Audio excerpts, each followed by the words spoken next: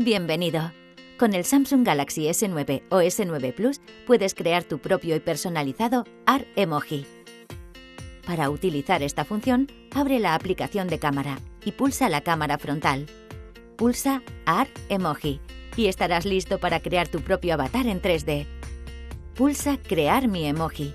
Alinea tu cara con la pantalla, sonríe con la boca cerrada y hazte un selfie.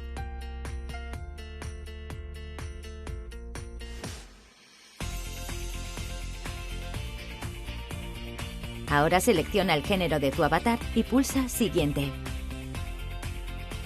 Una vez tu avatar haya sido creado, puedes customizar su tono de piel, su ropa y sus accesorios.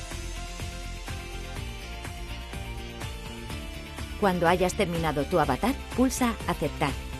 Marca la casilla para guardar stickers de mi emoji en Galería. Ahora tus stickers de Art Emoji se guardan en la galería. Para utilizar tu Art Emoji, ve a la cámara y selecciona tu Art Emoji. Con tu avatar personalizado puedes hacer fotos y vídeos que imiten tus expresiones faciales. Haz una foto o graba un vídeo.